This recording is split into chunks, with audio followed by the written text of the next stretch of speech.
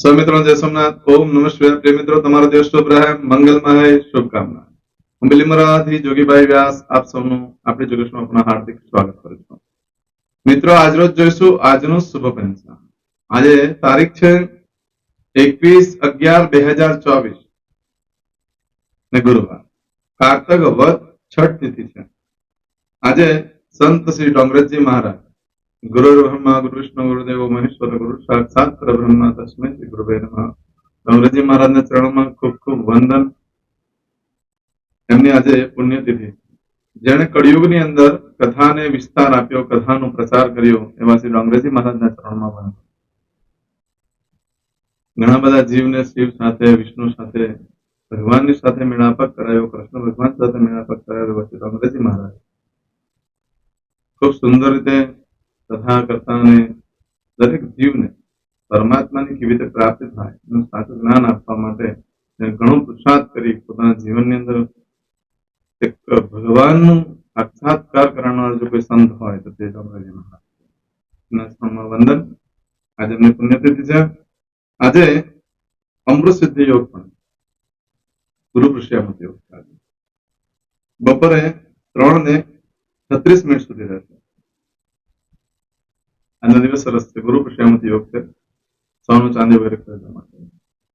આજે ખાસ કરીને જે લોકો અભ્યાસ કરી રહ્યા છે, જેની પ્રજ્ઞા શક્તિ ઓછી છે, યાદ શક્તિ ઓછી છે, એ લોકોએ આજે ભગવાન શંકરનું મંદિર હોય, ત્યાં પીપળાનું ઝાડ હોય, મંદિરની અંદર અથવા કોઈ પણ દેવસ્થાનની અંદર પીપળાનું ઝાડ હોય, ત્યાં બેસીને પ્રજ્ઞાવર્ધક સ્તોત્ર છે એને જો પાઠ કરે, આજથી શરૂ કરી આવતા મહિનામાં જયારે પુષ્ય નક્ષત્ર આવે ત્યાં સુધી જો રોજના 12 પાઠ કરે છે, તેની પ્રજ્ઞા શક્તિ વધી જાય છે. પછી રોજ એક જ કરતા રહેવાનું હોય છે.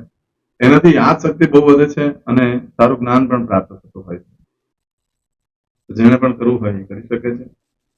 આજે જે બાળકનો જન્મ થાય એની તિથિ ગણાય છે છઠ. આ છઠ તિથિ આજે સાંજે 5:04 પૂર્ણ થઈ જાય છે. અને ત્યાર પછી જે બાળકનો જન્મ થાય એની સાતમ તિથિ ગણાય છે. આજે જે બાળકનો જન્મ થાય છે એનું નક્ષત્ર ગણાય છે પુષ્ય. પુષ્ય નક્ષત્ર ઘણું શુભ છે. પરંતુ મિત્રો, આ પુષ્ય નક્ષત્ર આજે બપોરે 3:36 પૂર્ણ થઈ જાય છે. આજે બપોરે 3:36 પછી જે બાળકનો જન્મ થાય એનું આશ્લેષા નક્ષત્ર ગણાશે. આશ્લેષા નક્ષત્રમાં જયારે બાળકનો જન્મ, તેની ચોક્કસ ત્રણ પૂજા વિધિ કરી લેવી. આશ્લેષા નક્ષત્ર વાળાના જીવનમાં એની માતા દુઃખી થતી હોય છે ત્યાં સુધી એના લગ્ન ન થઈ જાય. લગ્ન પછી એની સાસુને તકલીફ આવતી હોય, એટલે આશ્લેષા નક્ષત્રમાં સંતાનને લગતી પણ તકલીફો આવતી હોય છે. માટે આશ્લેષા નક્ષત્રમાં જયારે બાળકનો જન્મ થાય તેની ચોક્કસ ત્રણ પૂજા વિધિ કરી લેવી. આજે જે બાળકનો જન્મ થાય એનો યોગ ગણાય છે શુકલ. આ શુકલ યોગ આજે બપોરે 12:01 પૂર્ણ થઈ જાય છે. ત્યાર પછી જે બાળકનો જન્મ થાય એનો બ્રહ્મ યોગ ગણાય છે. આજે જે બાળકનો જન્મ થાય છે એનું કરણ ગણાય છે વણિજ. વણિજ કરણ આજે સાંજે 5:04 પૂર્ણ થઈ જાય. આજે સાંજે 5:04 પછી જે બાળકનો જન્મ થાય એનું વિષ્ટિકરણ ગણાય છે. આ વિષ્ટિકરણ પણ ભય આપનારું છે, વારે ઘડી અકસ્માતના યોગ ઉભું કરનારું છે. માટે એમાં પણ જેનો જન્મ થયો હોય તેની ચોક્કસ આજે જે બાળકનો જન્મ થાય છે એની રાશિ ગણાય છે કર્ક. કર્ક રાશિ અંદર અક્ષર આવે છે ડ અને હ. કર્ક રાશિનો સ્વામી ચંદ્ર. આજે આખા દિવસમાં કોઈ પણ બાળકનો જન્મ થાય એ બધાની રાશિ કર્ક ગણાશે. આ કર્ક રાશિ 22 તારીખે સાંજે 5:10 પૂર્ણ થાય છે. એટલે ત્યાં સુધી જે બાળકોને જન્મ થાય બધાની રાશિ કર્ક ગણાશે. આ રાશિ, તિથિ, નક્ષત્ર, યોગ, કરણ, વાર એનાથી પંચાંગની ઉત્પત્તિ થાય છે. આ પંચાંગના મુખ્ય અંગો છે. આમાં જેનો પણ જન્મ હોય છે તેની ચોક્કસ પ્રમાણે પૂજા વિધિ થઈ ગઈ હોય છે તો જીવન સરળ બનતું હોય છે. આ 5 અંગો દ્વારા જ આપણા જીવનમાં સારું ખરાબ ફળ પ્રાપ્ત થતું હોય છે. માટે ચોક્કસ પ્રમાણે પૂજા વિધિ કરી. આજે જે કોઈ મારા સબસ્ક્રાઇબ મિત્રોની વર્ષગાંઠ છે, મેરેજ એનિવર્સરી છે, બધાને મારી ઘણી ઘણી શુભકામના.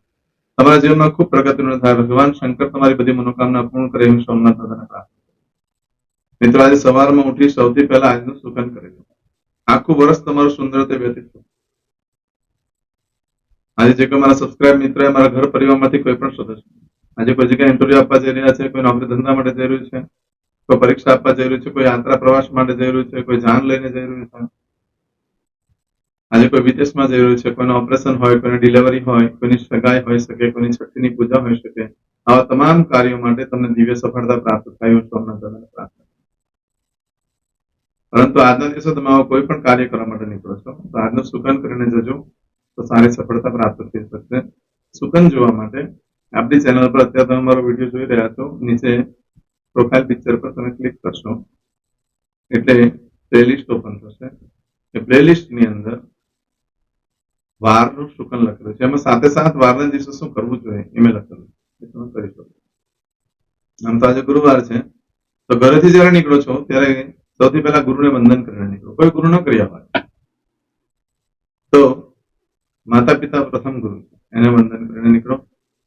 ગુરુને બનાવ્યા હોય પણ છતાં એમને મળી ન શકાય હોય, એમને કોન્ટેક્ટ ન થઈ શકતો હોય તો એમને સ્મરણ કરીને નીકળો.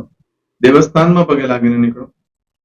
આજના દિવસે બ્રાહ્મણને ભોજન કરાવવાનું સૌથી વધારે મહત્વ. ગુરુ પુષ્યમતી યોગ. આ દિવસે આપણે જે કાર્ય કરે છે એ સુખમાં વધારો કરનાર. એટલે આજે તમે બ્રાહ્મણને ભોજન કરાવો છો તો પુણ્યની પ્રાપ્તિ કરનાર છે, પુણ્યમાં વધારો થાય છે. અત્યારે આધુનિક જમાનાની અંદર તો બહુ બિઝી બ્રાહ્મણો રહેતા હોય એટલે કદાચ જમવા આવી શકે ન આવી શકે, એના ઘરે જઈને સીધું આપી આવું. તમે પોતે બિઝી હોય, ઘરે ન જઈ શકાતું હોય તો ગૂગલ પે નો જમાનો છે. બ્રાહ્મણને દક્ષિણા મોકલી આપો, ભોજન દક્ષિણા તરીકે સીધું વગેરેને જે થતો હોય અંદાજે એ ગૂગલ પે કરી દો, અન્નદાન નિમિત્તે કરી દો. તમારો મનનો ભાવ જે હશે તે પ્રમાણે તમને ફળ પ્રાપ્ત કરાવશે. તમારો ભાવ એવો હોવો જોઈએ કે બ્રાહ્મણને ભોજન દક્ષિણા, ભોજન માટે પૈસા આપણે આપી રહ્યા છીએ તો પણ એ ફળ મળે. જે કંઈ શક્ય હોય આજે બ્રાહ્મણને આપો. આજના દિવસે બ્રાહ્મણને ભોજન કરાવવાથી લક્ષ્મી દેવી પ્રસન્ન થાય છે. ગુરુ મહારાજને પણ ભોજન કરાવી શકે છે, બ્રાહ્મણોને જો ભોજન કરાવી શકાય, સંતને, મહંતને, ગુરુને પણ ભોજન કરાવવા છે, એનાથી લક્ષ્મી દેવી ખૂબ પ્રસન્ન થશે. આજે ઘરે દેવસ્થાનમાં પણ થાળ ધરાવવો જોઈએ. એમ તો રોજ જ ભગવાનને થાળ ધરાવીને ખાવું જોઈએ તો સાત્વિકતા આવશે અને બધાના વિચારો પણ બદલશે. આજના દિવસે તમે કોઈ પણ કાર્ય કરવા માંગો છો તો તેના માટે પણ એક ચોક્કસ શુભ સમય હોય છે. તે સમયગાળા દરમિયાન તમે કાર્ય કરો છો તો કાર્યમાં સારી સફળતા પ્રાપ્ત કરશો. આજે ગુરુવાર છે, આજે પુષ્ય નક્ષત્ર છે બપોરે 3 વાગ્યા સુધી, પરંતુ તેમ છતાં પણ એમાં ચોક્કસ શુભ સમય હોય છે. તો તે સમયગાળા દરમિયાન તમે કાર્ય કરો. કોઈ પૂજા વિધિની શરૂઆત કરવાના હોય, કોઈ વ્યાપાર ધંધાનો ચાલુ કરવાનો હોય વગેરે જે કામ કરવાનું. પણ ગુરુ પુષ્યમ ઉદ્યોગના દિવસે ગૃહ પ્રવેશની ના હશે. બાકી બીજા કોઈ પણ કાર્યનો આરંભ વગેરે તમે કરી શકો. આજે કોઈ પણ કાર્ય કરવા માટે ચોક્કસ શુભ સમય જોઈ લઈએ. તો આજે સવારે 6 થી સવારે 7:30 વાગ્યા સુધીનો સમય શુભ રહેશે. તેમજ સવારે 10:30 થી બપોરે 3 વાગ્યા સુધીનો સમય શુભ રહેશે. તેમજ સાંજે 6 થી રાત્રે 9 વાગ્યા સુધીનો સમય શુભ રહેશે. રાત્રે 12 થી આવતીકાલે મળસ્કે 1:30 સુધીનો સમય શુભ રહેશે. એ જ રીતે આવતીકાલે મળસ્કે 3 થી સવારે 6 વાગ્યા સુધીનો સમય શુભ રહેશે. આ સમયગાળા દરમિયાન તમે કોઈ પણ કાર્ય કરો છો તે કાર્યમાં દિવ્ય સફળતા પ્રાપ્ત થાય છે. પરંતુ જો તમારો મિત્ર આજે કોઈ પણ વસ્તુ ચોરાઈ ગઈ, ખોવાઈ ગઈ તો 7 દિવસમાં મળે, બાકી મળવાની શક્યતા ઓછી છે. આજના દિવસે કોઈ પણ કાર્યનો આરંભ કરવો શુભ ગણાશે. આજે કોઈ પણ વસ્તુની ખરીદી કરી શકાય છે, વેચાણ કરી શકાય છે. આજે ખાસ કરીને કોઈ ઇન્ટરવ્યુ આપવું હોય તો શ્રેષ્ઠ દિવસ છે. આજના દિવસે જે તમે કાર્ય કરો છો એ લાંબો સમય સુધી સુખ પ્રાપ્ત કરનારું છે, સુખ સંપત્તિમાં વધારો કરનારું છે, એવો આજનો દિવસ છે. આજે કોઈ પણ કાર્ય કરવા માટે શ્રેષ્ઠ ગણાશે. ફક્ત ગૃહ પ્રવેશની ના છે, પુષ્ય નક્ષત્રના દિવસે ન કરી શકાય. આજના દિવસે નવા વસ્ત્ર દરેક જણા ધારણ કરી લે. નવા વસ્ત્ર ધારણ કરવાથી એટલા માટે કે જે લોકો જોબ માટે ટ્રાય કરતા હોય, કોઈ વિદેશ જવા માટે ટ્રાય કરતા હોય, કોઈ સ્કૂલમાં એડમિશન માટે ટ્રાય કરતા હોય, જ્યાં ઇન્ટરવ્યુ આપવું પડતું હોય, એ લોકો જો આજે નવા વસ્ત્ર ધારણ કરે છે તો ઇન્ટરવ્યુ આપવાનો યોગ ઉભો થાય અને એમાં પાછું સફળ થવાની શક્યતા પણ ઘણી વધી જાય છે. આજના દિવસે નવા વસ્ત્ર ધારણ કરવાથી ધન લાભ થાય છે, વ્યાજની આવકમાં વધારો થાય છે. માટે આજનો દિવસ ઘણો શ્રેષ્ઠ છે.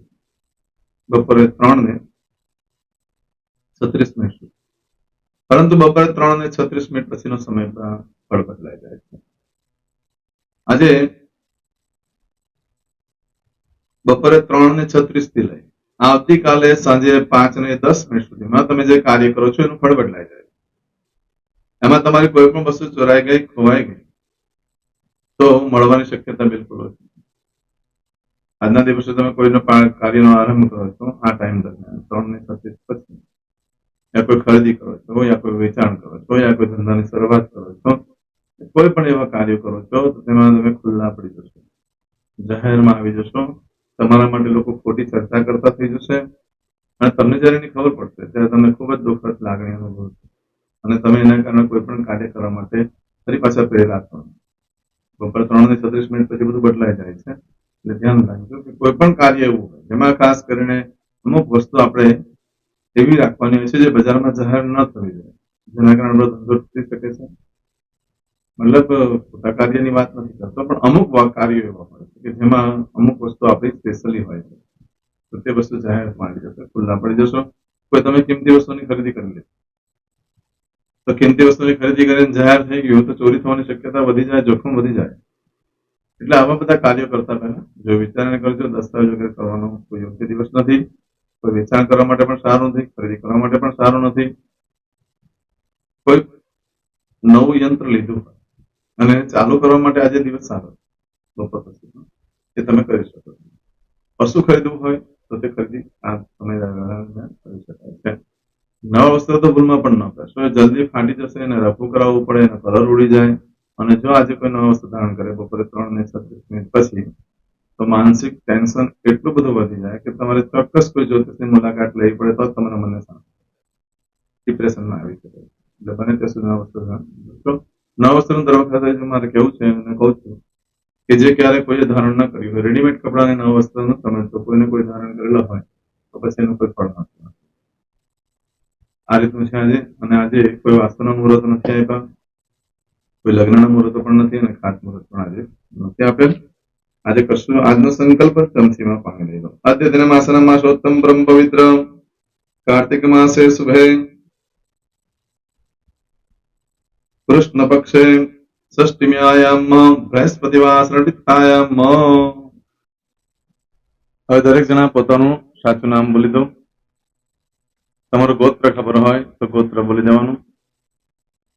પછી બોલવાનું છે અહમ, મમ, આત્મન, શ્રુતિ, સ્મૃતિ, પુરાણોક્ત, પુણ્ય, ફલ, પ્રાપ્તિ, અર્થમ, અપ્રાપ્ત, લક્ષ્મી, પ્રાપ્તિ, અર્થમ, પ્રાપ્ત, લક્ષ્મી, ચિરકાલ, સૌ, રક્ષણાત્મક, લોકેવા, સભાયામ, રાજદ્વારે, વ્યાપારે, વિદ્યા અભ્યાસે, દેશે, વિદેશે, સર્વત્ર, યશ, કીર્તિ, વિજય, લાભાદિ, પ્રાપ્તિ, અર્થમ, મમ, અખિલ, કુટુંબસ્ય, આયુ, આરોગ્ય, ऐश्वर्यादि, प्राप्ति, अर्थम, मम, जन्म, समय, तथा च विप्र, वृंदानां, जन्म, समय, जन्म, कुंडली, मध्ये, स्थित, ग्रहः, गोचर, ग्रहः, महादशा, अंतर्दशा, प्रत्यंतर्दशा, तथा च योग, युति, दृष्टि, मध्ये, शुभ फल, प्राप्ति, अर्थम, भय, रोग, शत्रु, बाधा, दोष, मारण, तारण, मंत्र, तंत्र, अरिष्ट, दोष, पीड़ा, निवृत्ति, अर्थम, भूत, प्रेत, पिशाचादि द्वारा रचित अरिष्ट, दोष, निवृत्ति, अर्थम, मम, सकल, मनवांछित फल. તમારા મનમાં જે કઈ ઈચ્છા હોય તે બોલી જવાનું.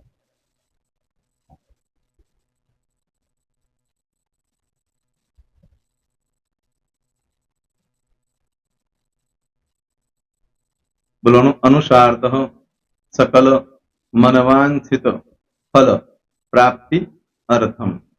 હવે જે બરકતની પૂજા વાળા છે એ લોકો તો આ બધું બોલવાનું જ હોય છે, એ લોકો માટે કોઈ સ્પેશિયલ નથી. પણ જે લોકોએ હવે જે કહું છું તે લોકોએ જ બોલવાનું, જેના લગ્ન થઈ ગયા હોય એ લોકોએ બોલવાનું છે. મમ દાંપત્ય જીવન મધ્યે सुखाकारी प्राप्ति अर्थम पुत्र पौत्रादि संतति प्राप्ति अर्थम आ संतान प्राप्ति वाला माटे पण आवी जाय छे। दीर्घ आयु आरोग्य ऐश्वर्यादि प्राप्ति अर्थम तथा च હવે જેના લગ્ન નથી થયા તે લોકોએ બોલવાનું મમ જટટી વિવાહ योग प्राप्ति अर्थम विवाह पश्चात दाम्पत्य जीवन मध्य सुखाकारी प्राप्ति अर्थम।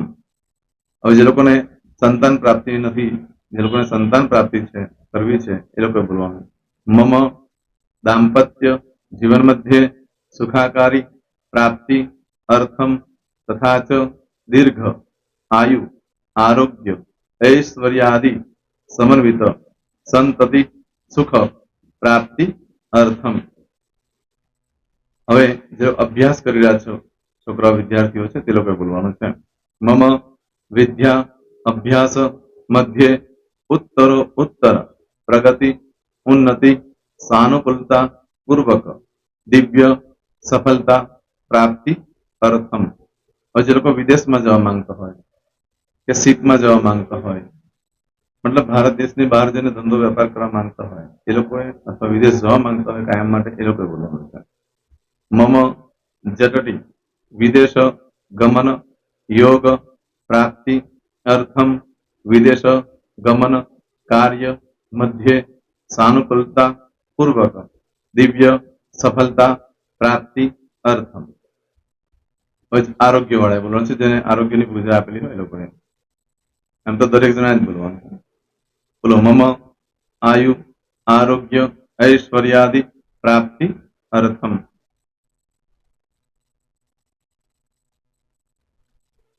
दरेक जना बोलવાનું सकल मनवांछित फल प्राप्ति अर्थम अद्य दिने